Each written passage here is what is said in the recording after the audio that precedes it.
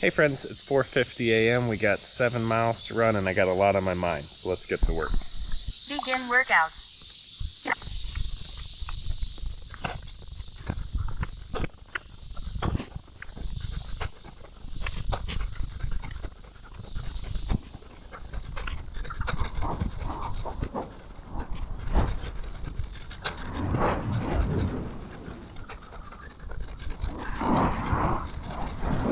Hey, Pretentious Engineer here. I know you didn't ask, but welcome to your weekly one-on-one, where I tackle some of the internet's most challenging problems. And today, we're going to talk about how to start a business in Japan. So, at each mile, I'm going to provide you a little bit of context on how to get a company going, whether it's in Japan or, in general, anywhere else you want to start a business. First mile, I'm going to talk about how to start a business the right way. Second mile, I'll talk about how to start a business the wrong way, or the suboptimal way in Japan, which is what I'm doing. Third mile, I'll talk about some of my systems and processes I've used to run my own business as I transition into consulting here in Japan. Fourth mile, just some general things I've learned, some pain points I've had to face. Fifth mile, sixth mile, and seventh mile, I haven't thought that far ahead. So stick with me in the video and we'll get it done. But hey, let's get to work. I gotta run down a flight of stairs, so let me pop you on my head and we'll get it done.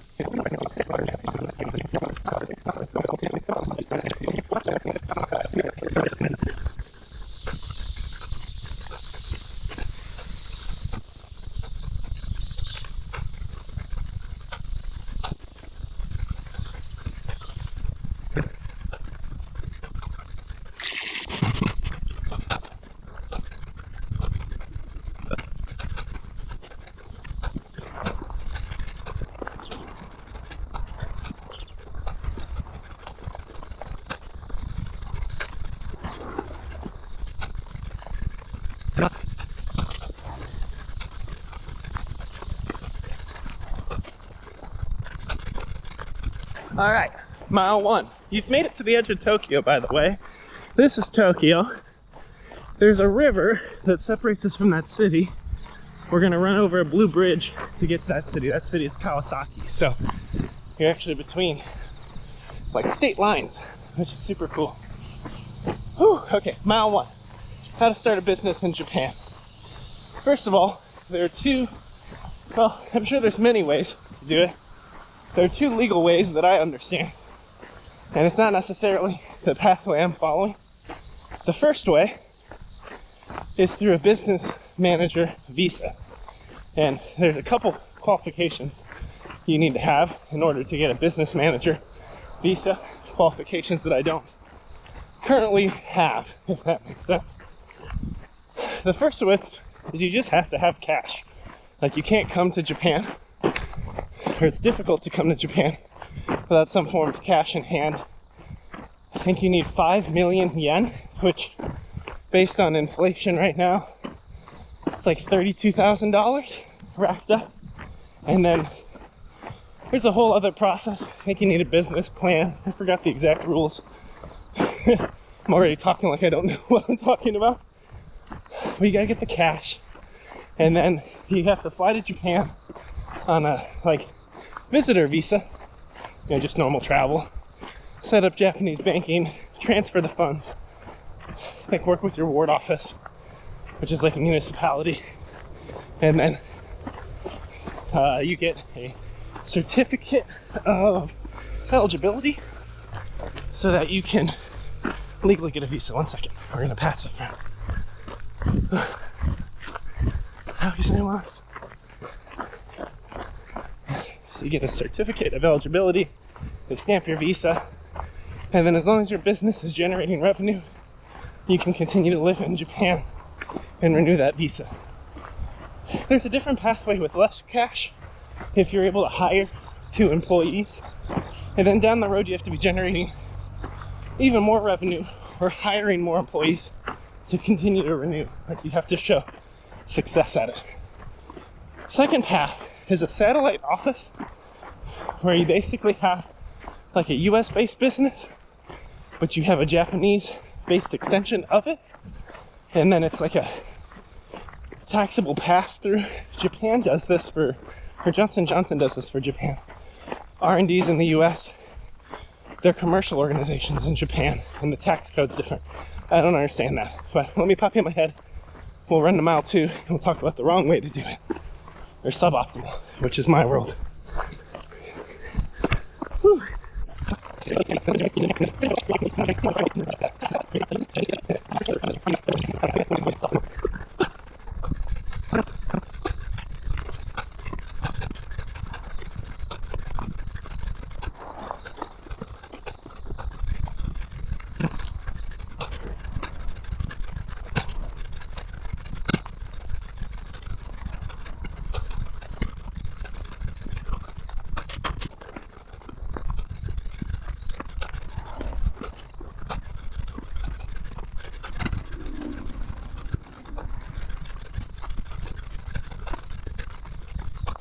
All right, mile 2, how to start a business the wrong way, or the suboptimal way, which is the path that we're on. We're doing everything upside down and inverted, which is fun. So right now, I've already been landing some clients. I'm doing a lot of brand management, engineering, consulting, and executive coaching. And prior to my exit from Johnson & Johnson, I had a US-based LLC while I was living out in Tokyo. So every client I land, we're running all the financials through a US-based LLC to keep ourselves afloat financially. Pulled a large loan to cover international schooling and housing for a while. So that's our business loan. And hopefully we get to financial equilibrium. Now concerning visa and having continuity of our life out here, there's a really interesting visa pathway through the Shibuya Startup program. It's called Shibuya Startup Support, where you can get a 1-year visa to start to set up or establish a startup. The financial requirements for this are much lower than a business manager visa, which we squeaked past. We already applied to the program. And then you have to have a business plan with a setup year for the visa and then a 3-year horizon. You gotta project your financials, what you think you'll hire. Oh man, this river's gorgeous. I just want to look at the river. Why do we have to run to get out here? Right? Couldn't it be easy? And then at the end of that year, there's discussion of extending the startup visa an additional year. That's not approved by the Japanese government. Or you progress it into a business manager visa. So eventually you get your capital up to 5 million yen, or you hire 2 people off of VC funds, and then boom, you're a business manager. And beyond that, you can push towards permanent residency, and then you can legitimately work on whatever you want. So our master plan, consult through a US-based LLC to cover our base financials over the next 6 months to a year, and then get a startup visa in parallel, start a company, focus on helping fathers be more present with their kids, develop that incrementally, and then hopefully there's liftoff in both businesses. Now from a tax, I gotta figure a lot of stuff out. J&J used to pay Deloitte to run all our taxes, and they had all kinds of interesting offsets between my J&J salary and all kinds of other things. So we'll see. Oh my gosh, look at that form. 10 out of 10 on form, folks. We're not there yet. Give me 20 years, we'll see where I land. All right, pop in my head. See you at mile 3.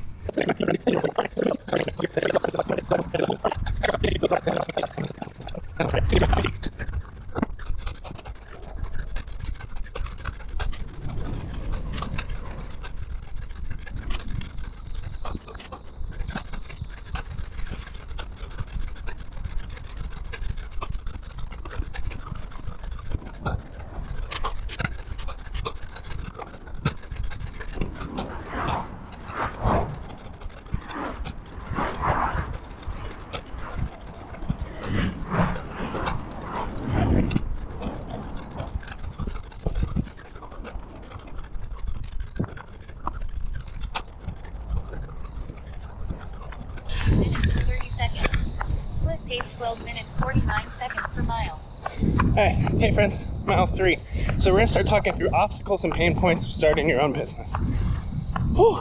First of which is I need water, which is over there. So we're gonna jog the water. I'll drink, and then we'll continue this dialogue. But basically, the first obstacle is order of operations. Now, if you remember early in your childhood, when you're taking, geometry and advanced algebra, trig in 2nd grade, right? One of them advanced kids. You learned like what happens in parentheses happens first. Multiplication happens before addition. 1 second. Water.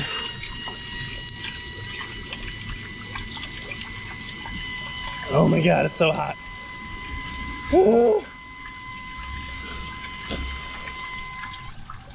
Let's walk and talk on this one. Get our oxygen back. And that way we don't bother the locals. So, order of operations is super challenging. Hopefully not mathematically, now that most of my audience is an adult. Some of you are high schoolers, but hopefully by high school, you know the order.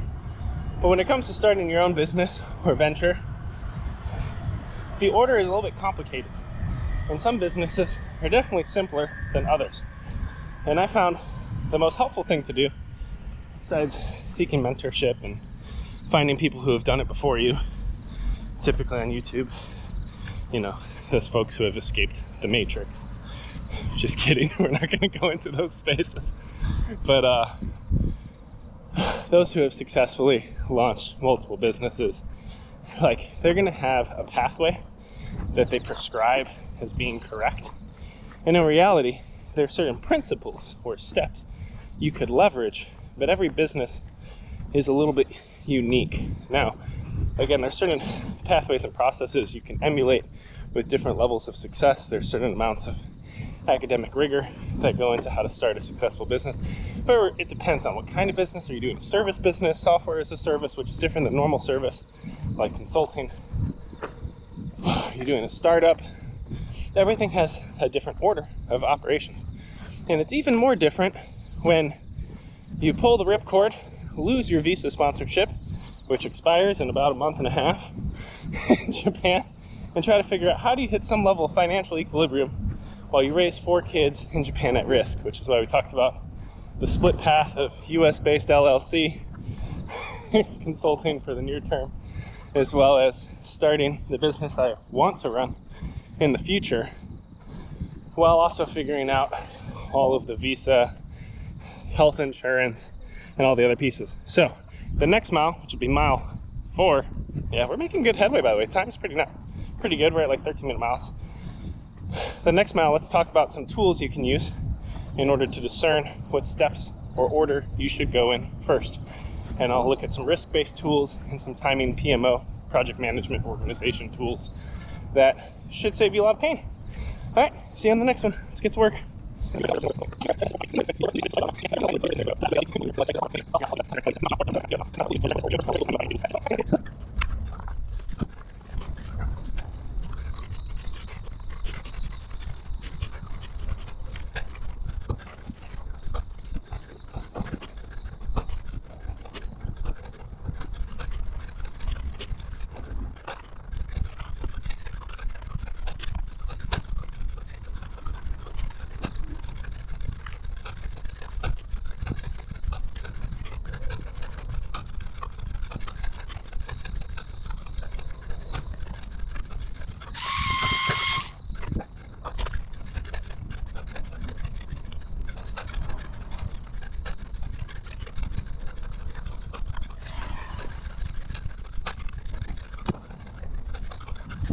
Hey friends, mile 4.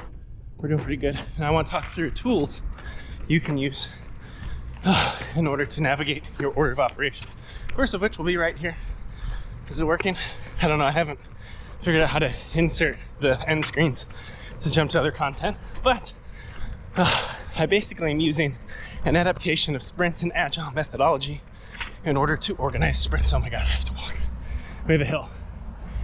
The hill took me up before I even walked it. It's too hot, man. That sun's killing me. It's like 100 degrees out here. Seriously, it's like 98, okay? 2 degrees don't make a difference at this point. Whew. But the first one's that tool. watch the video, it'll help. The second tool is basically how to figure out like which epics you want to work on next. And it's actually an exercise I did way before all this relocation shenanigans, exiting J&J. I kind of figured out where the channel was going to go over the course of a year. Now a lot of that schedule has shifted, but this was a way of like laying it out. Here's another video.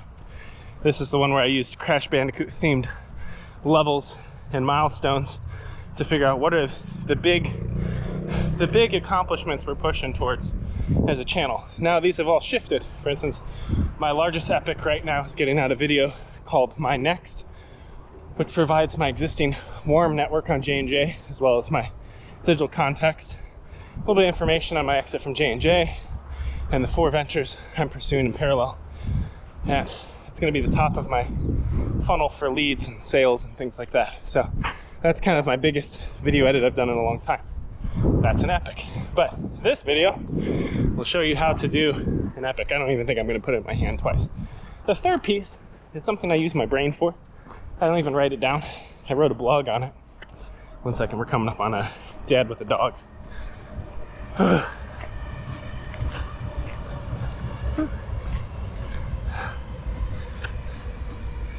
But it's called an FMEA, Failure Mode Effect Analysis, where you basically look at anything you're designing.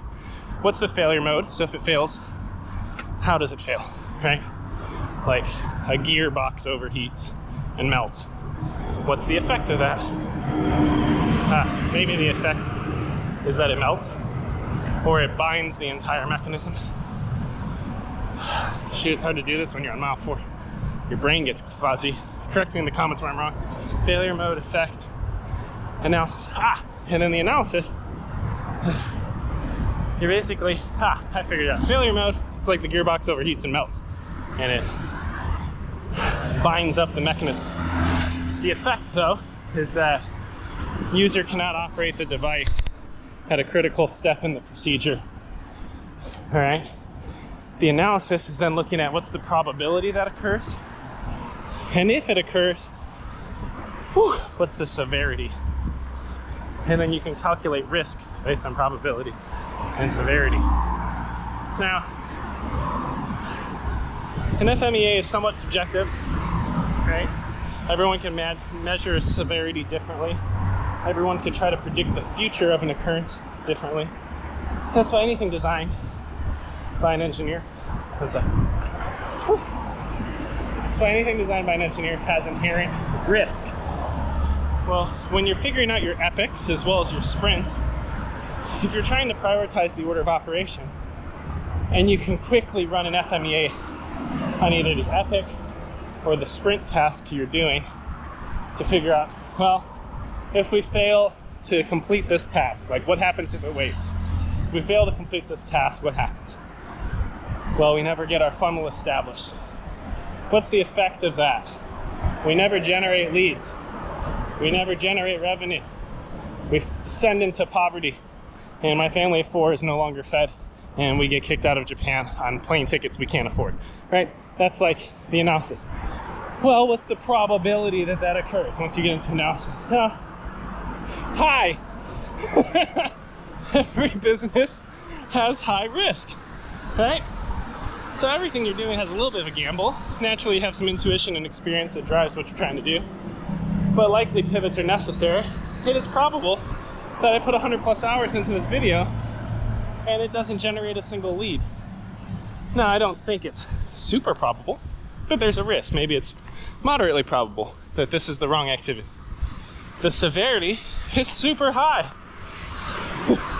So that's your quick learning on that. Let me pop you in my head. And I don't know what we're going to talk about next. Let me think about it.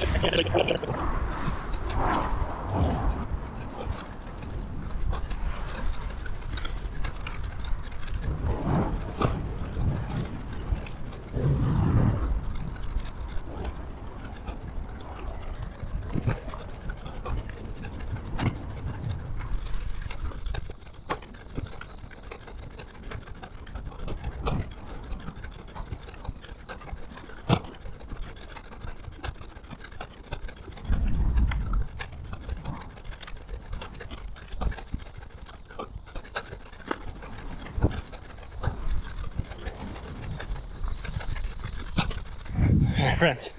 Struggle bus. We're going. Just hit mile 5. Whew, I'm gonna use our time together to breathe. Which means talk some more. Although we are coming up on OG sun, so I might stop awkwardly for a second. Topic for mile 5. Courage is not the absence of fear. That would be insanity, right? 1 second, let me pass this guy.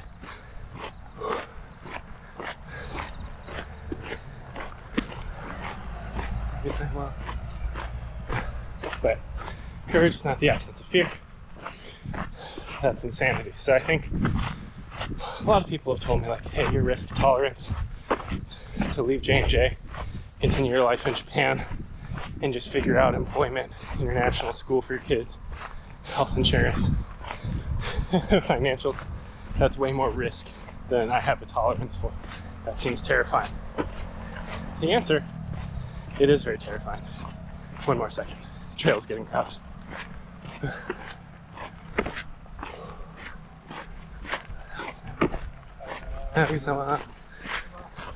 Look at all the puppies. So, this morning, I come up from a faith-based context, but we make our channel accessible to folks from any faith context. I've studied Christianity, Islam, Asian spiritualities. So for me this morning I did a little devotional. And it's in Joshua? No, chapter 1, chapter 2. Anyway, it talks about like be strong and courageous. And then I'll misquote the rest of it, but something like, when you go into this land that I'm going to give you, or this land you're going to take, like, I will be with you. And there's kind of this affirmation, repeats 3 or 4 times, like, be strong and courageous, be strong and courageous. So be courageous, or like, the way that it's emphasized, I have to reread it later today. It's almost as if we need a reminder to be courageous, because we will still feel fear in every step of taking the land or claiming our next, whatever that looks like. And everyone has a different why, different reason for being, different motivation, vision, or dream that drives or propels us forward and enables us to face fear and risk and progress on. Externally, it looks like overnight success and courage. But people think it's courage without fear. 1 more second.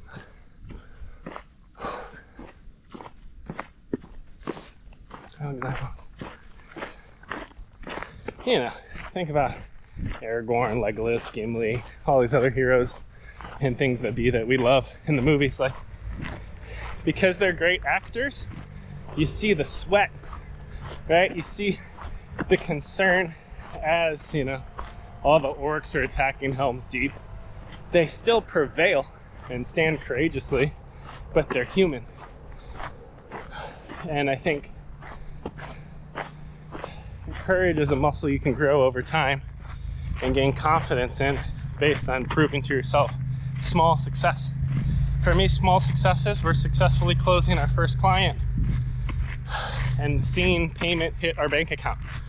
That was the wildest experience of my life, to progress from being an employee for a decade, constantly striving, bringing my best, trying to get advanced or promoted so that I could provide for my family, constantly hitting walls and lateral movements and being developed but not advanced. So all of a sudden I could sit down across the table with founders of another company, identify the challenges they're navigating, set a price point that's equitable, still challenging for both parties, right? But then for them to choose to move forward with me and see payment hit and be like, whoa, I could replicate that and provide for my family. That's a really cool thing. But that whole thing took courage, and I was terrified the whole time. And I knew that I could be rejected the whole continuum. I knew that things couldn't be a fit. I knew there's risks that, you know, like a cheetah exerts so much energy in order to be able to catch its prey. I think if a cheetah misses between like 2 and 4 kills, the cheetah just dies. I forgot the exact number. Sure, go watch National Geographic, figure it out. Let me know in the comments. It's 2 kills, 5 kills. But it's like really high risk. If they don't succeed, they die. And that's what it's felt like starting a business. But I've also had this rooted sense that like we are stepping into this land, Japan, in a different way. We're continuing the journey here after 12 relocations as a family. And I'm continuing to progress my career by adapting and serving businesses in a completely different context. And it's super exciting, right? So I have like the excitement, the vision, the sense of God's proximity from, again, my faith context. But I still have to land a kill. I gotta land a couple more to sustain. So this first one's really, really exciting. So, all right, let me pop in my head. I'm stalling because walking and talking is much better than running. But actually my right arm is shaking because this little 1 pound camera is just too heavy. And actually I'm gonna do a battery swap for this last mile. All right, so I'll see you in a minute.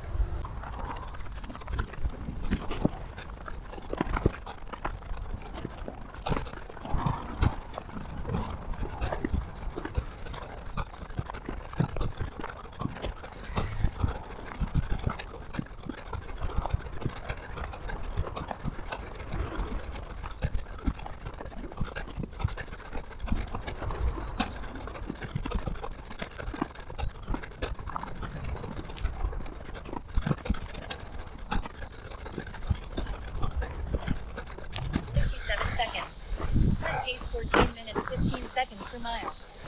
Hey friends, mile 6. We got one more to go if we're gonna get to mile 7, so hang in there. What is your 6th nugget? Well, one of the things I've learned about starting a business in Japan and in general is patience. Patience with the journey. Now it is incredibly difficult. So I have someone coming up, so bringing you down under. 1 second.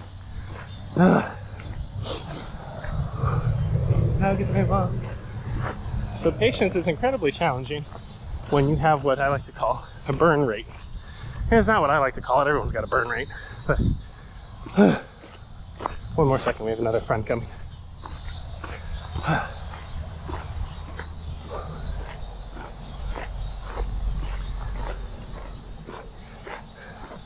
So burn rate is basically like if you're a startup, for instance, and you take VC funding. That means a venture capitalist gives you $10 million to make some investment or make some invention. That venture capitalist is expecting a multiple X return on their money within a certain time frame in order for them to be profitable. Otherwise, they could have put their money somewhere else, right? So when you're leading a startup and you're hiring people and spending money on robotics equipment and, you know, a lab and market research and all this other stuff, every day you're burning time and you're burning money with no ROI or return on investment. So a burn rate progresses you towards decisions that can often be short-sighted, which isn't bad. Like, we need to execute certain things in order to recoup our losses, pay out our debts, and get level. The problem with a burn rate and short-sightedness in business is that you could dilute the future value of what you're actually trying to establish. So for instance, for me, I'm playing across multiple contexts. I'm doing brand management for other content creators, as well as myself, because I make my own content. I do all my stunts, I do all my own tricks and edits. I'm starting a company focused on helping fathers be more present with their kids. That's another context. I'm interested in doing high-ticket consulting for individuals interested in telling their story more authentically, which would likely end with recording a top-tier video podcast. There's a lot of ways I could provide value. 1 more second, gotta pass your box on. There's a lot of ways I could provide value. And if you're too quick to get a sale, too quick to close people, you could end up with your hands tied doing things that aren't essential, that don't, 1 more second, that don't progress your business forward. Now, my first 2 clients, Pancake Princess, who's incredible, and Kamba, who's also incredible, there's both different reasons why we were a great match, why we can provide great value to each other, and why I took them on as my first 2 clients. And I have to be very selective with whoever else I add.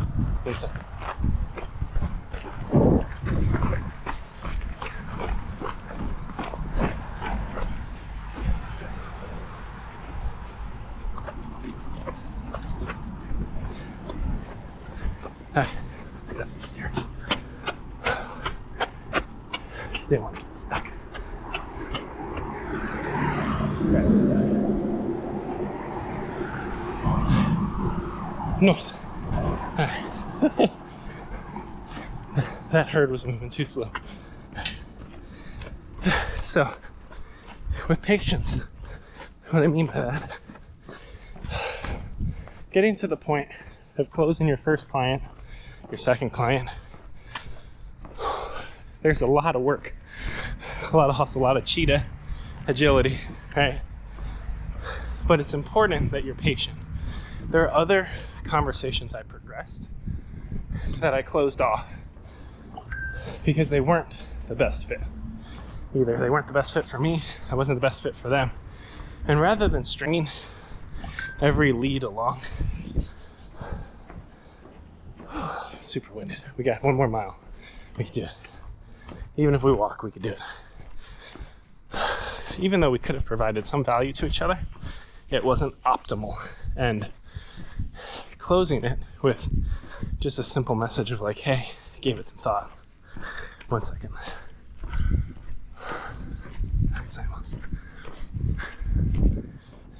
Closing it off with, hey, when I evaluated your situation and where my capabilities are today, like, it's just not the right fit down the road as I scale and as you enter Japan at a higher level, or like a different level. Like, yeah, let's explore this. Like, don't burn a bridge, but quickly give someone closure of like, I'm not going to actually follow up with a proposal because there's a better fit. And I think that patience, it's a muscle I'm still working. And also the patience of once you have clients, you don't want to ever like slow down sales and leads. Well, maybe a little bit, but you definitely sometimes got to put it in maintain mode if you're a 1-person or 2-person operation, because my wife's doing a lot of our graphic design and executive admin stuff. Oh man.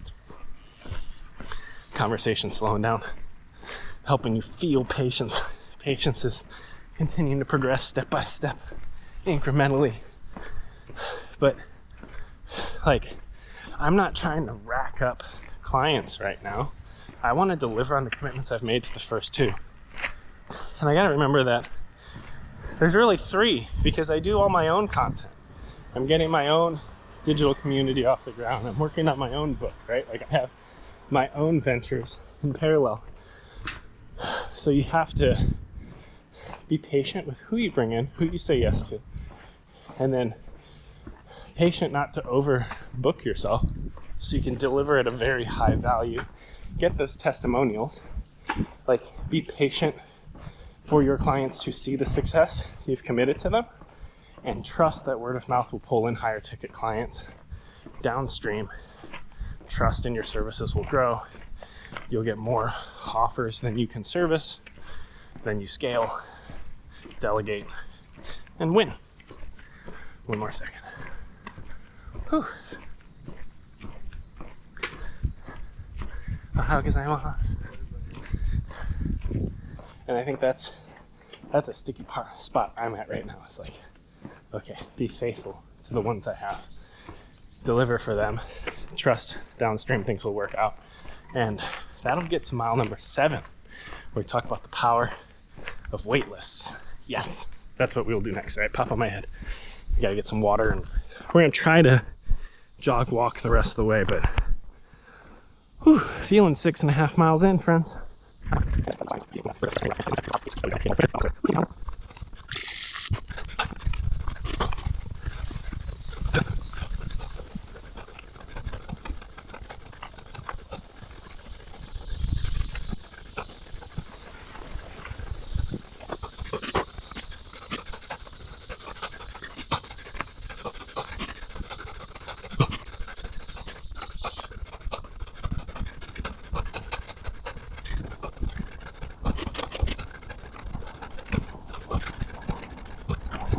Hey friends, that's 7. Oh, kinda, it's 6.9, but we'll count it. Maserati, it's my favorite car. Pass it every week. Not a car I would ever desire, but I think it's pretty cool that a little dinky car from Italy made it all the way out here. Someone in the comments is like, a dinky car? That's $210,000 or whatever the heck it costs. Hey friends, your final encouragement. We talked about patience on the last run, for the last mile. For this one, I want to discuss the notion of making people wait, but doing it in a way that actually increases your pricing power, gives your business a little bit of momentum, and is honestly more fair and equitable to you. So there's this great guy, Daniel Priestley, wrote a book called Key Person of Interest, as well as oversubscribed and a couple other great ones, and he has an application called Score app, which I will be leveraging heavily in the coming weeks, where you can basically make these little digital surveys to help people, understand their overall levels of wellness and where there's a gap, or how prepared they are to run a half marathon, things like that. But the cool thing about it is it's got a marketing CRM in it. One second.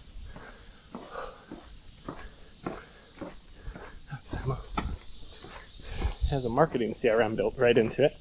So it allows you to then understand which of these individuals would actually be great potential clients, and it puts them on a wait list, and you could then demonstrate how many people are waiting for your various services.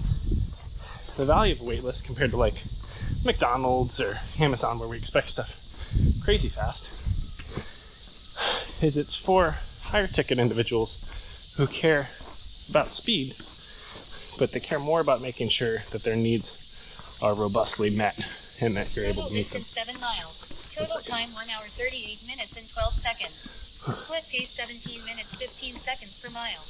Alright, very, very cool. So it's very helpful as a tool to be able to demonstrate to others how many people are waiting for your services, and to also demonstrate the testimonials of people that have experienced success working with you. And then it gives you a lot of power in negotiations of your services downstream. It's also really helpful for filtering through leads, so you don't burn all your time trying to reach out to everybody, but rather you can reach out to those that have a strong desire for your services, the capacity to pay, and where there's the best mutual exchange of value. Because if there's a mutual exchange of value, then nobody feels bad about the price. Price isn't even really an issue. It's just about the service. So anyway, friends, see you on the next run. This is an experiment. I'm busy as a global leader, so I do my podcast on the run. Later, friends. You could sip on that.